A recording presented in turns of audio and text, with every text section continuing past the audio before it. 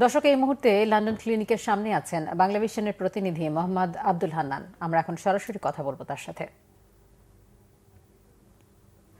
Hannan, BNP chairperson Begum Khaleda জিয়ার চিকিৎসা নিয়ে আপনার কাছে সবশেষ কি তথ্য আছে?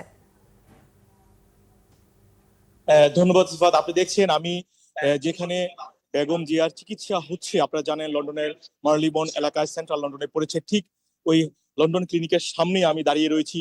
এবং সকাল থেকে আমরা যুক্তরাজ্যের কয়েকজন নেতাকর্মী, শীর্ষস্থানীয় নেতাকর্মী এবং যুক্তরাজ্য বিএনপির সেক্রেটারির সাথে কথা বলেছি।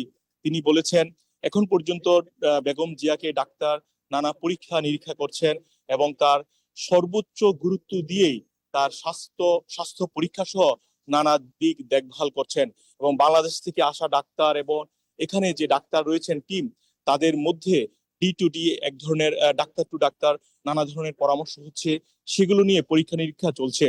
তবে এখন পর্যন্ত মিডিয়াতে ব্রিফ দেওয়ার তেমন কোনো তথ্য নেই, সেটিও জানিয়েছেন। তবে বিকাল নাগাদ হয়তোবা বাংলাদেশ থেকে আসা ডাক্তার কোনো ধরনের ব্রিফিং দিতে পারেন, তবে সেটি এখনো নিশ্চিত নয় কোনো ধরনের পরিবর্তন হলে।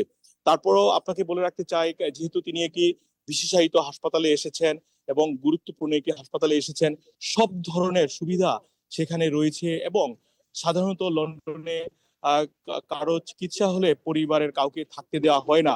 তবে যেহেতু এটি একটি প্রাইভেট ক্লিনিক এবং বেগম জি একজন গুরুত্বপূর্ণ ব্যক্তি এবং তিনি একটি গুরুত্বপূর্ণ জায়গায় এসেছেন, বিশেষায়িত ভাবে রয়েছেন, তাই পরিবারের সদস্য ছিল সেখানে এবং পরিবারের সাথে তিনি মানে চিকিৎসার পাশাপাশি সময় কাটাচ্ছেন, সেটিও আমরা জানতে পেরেছি।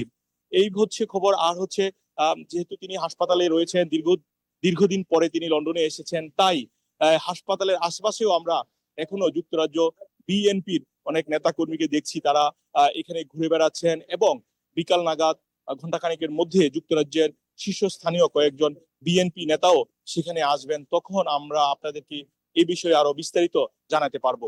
এ ছিল লন্ডন থেকে আপাতত।